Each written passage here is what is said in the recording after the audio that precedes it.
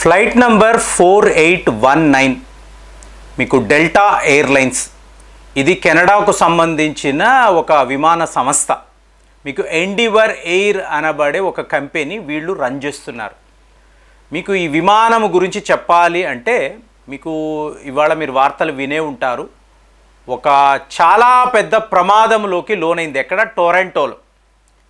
అంటే ఇది ఎంత పెద్ద ప్రమాదము అంటే విమానము లిటరల్గా తలకిందులుగా ఉందండి. మీకు విమానం యొక్క టైర్లు ఉంటాయి చూసారా, పైన అలా వేలాడుతూ ఉంటే చూడడానికే మనకు భయంగా ఉంది. అంటే టోటల్గా ప్యాసింజర్లు 76 మంది ఉన్నారు. ఇందులో 22 మంది కెనడా పౌరులు, తక్కిన వాళ్ళందరూ వివిధ దేశాలకు చెందిన ప్యాసింజర్లు, 4 క్రూ మెంబర్స్. మీకు ఆ విమానము ఆ వీడియో చూసారో అనుకోండి, నేరుగా వస్తుంది. మీకు దగ్గర దగ్గర 40 సెంటీమీటర్లకు మంచు అండి. టొరంటో నగరం అంతా కూడా మీకు మంచుతో కప్పబడిపోయి ఉండడం. సో ఇదే మెయిన్ రీజన్ అంటున్నారు. అంటే ఫిబ్రవరి అన్నప్పుడు కెనడాలో విపరీతమైన మంచు ఉంటుంది కదండి. అలాంటప్పుడు ఈ మంచు వల్లే ప్రమాదము జరిగింది. డెల్టా ఎయిర్లైన్స్ ఇలాగ ఇంత పెద్ద, అంటే మంచు తివాచి అంటారు చూసారా, ఆ మంచు తివాచి మీద ల్యాండ్ అవ్వలేక మీకు ఉక్కిరి బిక్కిరి అయ్యి ఒక అగ్ని ప్రమాదంలోకి లోనయ్యి క్రాష్ ల్యాండింగ్ అయ్యింది. ఇది వీళ్ళు చెప్తున్నారు. కానీ మరి ఇంతకు ముందు కూడా ఉండేవి కదండి. మరి అమెరికా నుంచి కెనడాకు, కెనడా నుంచి అమెరికాకు వరస పెట్టిల విమానాలు వస్తూ పోతూ ఉంటాయి కదా. ఇప్పుడు ఈ విమానము మిన్నియాపోలిస్ అనబడే ఒక నగరం, అమెరికాలో ఉండే ఒక నగరము, అక్కడ నుంచి మీకు టొరంటోకు వస్తుంది.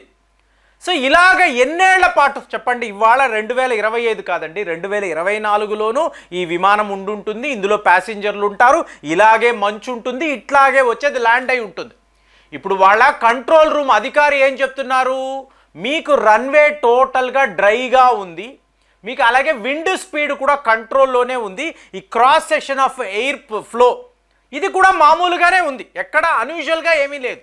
మొన్న బుధవారము ఒక తుఫాన్ వచ్చింది, మంచు తుఫాన్. అలాగే ఆదివారం, లాస్ట్ ఆదివారము కూడా కెనడాలో మీరు ఒక తుఫాన్ని చూశారు. సో ఇవన్నీ ఫ్యాక్టర్స్ అంటే చూడండి ఫ్రెండ్స్, 2024 నుంచి మీరు గమనించండి.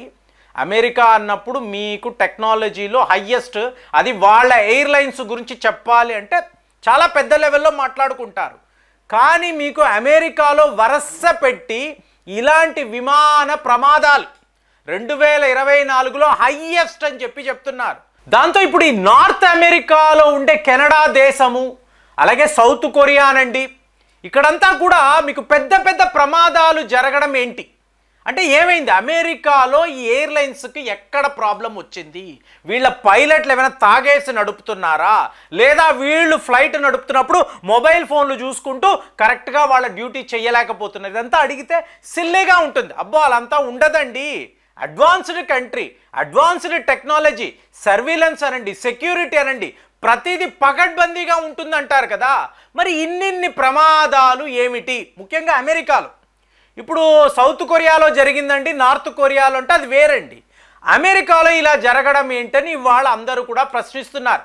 కాబట్టి మీకు ఎన్నో థియరీస్, మంచు వల్ల అని, లేదండి సడన్గా విమానం అంటే ఆ విమానం మెయింటెనెన్స్ కరెక్ట్గా లేదు కాబట్టే మీకు ఇక్కడ ఒక అగ్ని ప్రమాదం, అంటే లిటరల్గా మీకు విమానం కాలిపోవడము, క్రాష్ ల్యాండింగ్ అవ్వడము, తలకిందులు అవ్వడము.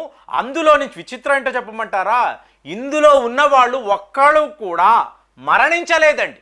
అంటే ఇక్కడ ఈ డెల్టా విమానం గురించి చెప్పాలి అంటే దీనిని వీళ్ళు ప్రత్యేకంగా కోల్డ్ స్టార్ట్ అనండి, ఇట్లాగ మంచు ఎక్కువ ఉన్నప్పుడు, విజిబిలిటీ లేనప్పుడు, అలాగే మీకు ఇలాగ విండ్ స్పీడ్ ఎక్కువ ఉన్నప్పుడు ఇది తట్టుకోగలదు. ఒక మిలిటరీ విమానము లాగా తట్టుకొని సేఫ్ ల్యాండింగ్ అయ్యే ఒక అద్భుతం ఈ విమానం అంటున్నారు.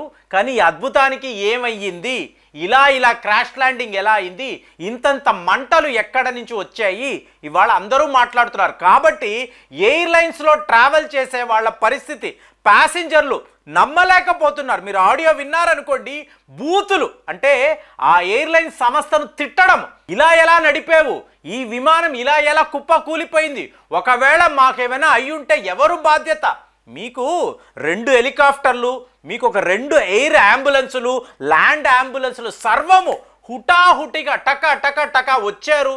ఒక 40 మందికి మీకు గాయాలు అయ్యాయి. ఇందులో కొంతమంది క్రిటికల్గా ఉన్నారు, అన్నీ చెప్తున్నారు. కానీ ఎంత స్పీడ్గా వాళ్ళు వచ్చి వీళ్ళను రెస్క్యూ చేశారు అనేది ఆ వీడియో చూసినప్పుడు మీకు అర్థమవుతుంది. అయినా కూడా నేను మళ్ళీ మిమ్మల్ని అడిగే ప్రశ్న, అమెరికాలో ఎంతోమంది మిత్రులు ఉన్నారు, కెనడాలో ఉన్నారు, మీరు చెప్పండి, మీరు ట్రావెల్ చేస్తున్నప్పుడు ఎక్కడైనా ఏమైనా తేడా కనిపిస్తుందా? వీళ్ళ అప్రోచ్లో ఎక్కడైనా మీకు డిఫరెన్స్ కనిపిస్తుందా?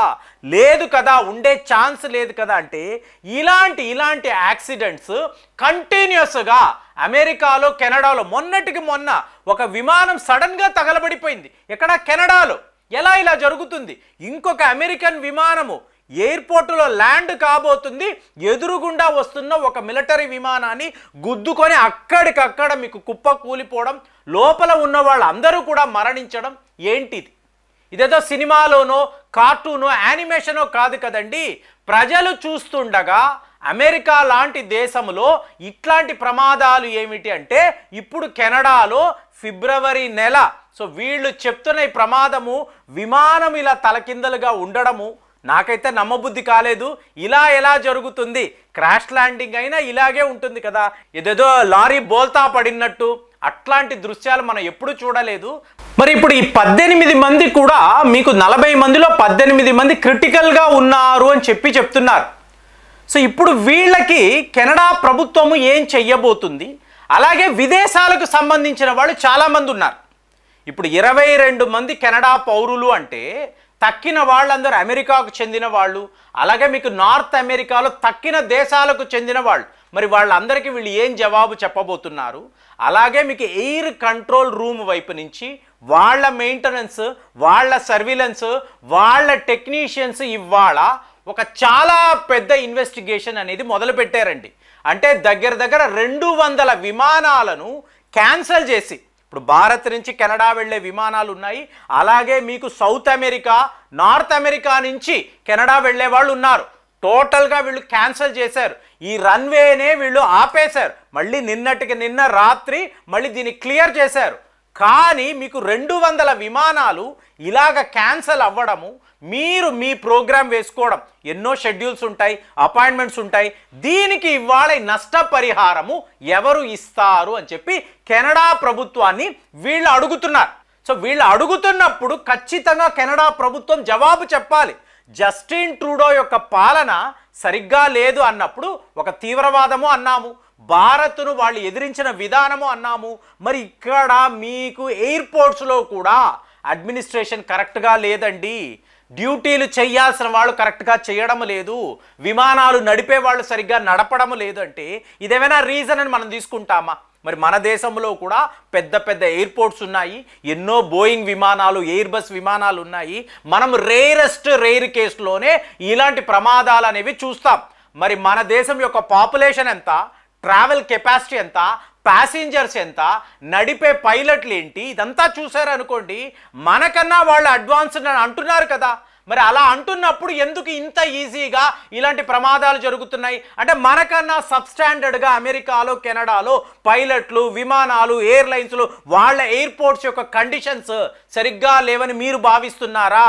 మరి కెనడాలో ఈ డెల్టా ఎయిర్లైన్స్కి ఏం జరిగింది? ఒక్కసారి మీరు ఆలోచించండి. అసలు మీ అనాలిసిస్, మీ ఒపీనియన్ ఎలా ఉంది? కామెంట్స్లో తెలియజేయండి. మళ్ళీ వచ్చే వీడియోలో కలుద్దాం. జై హింద్.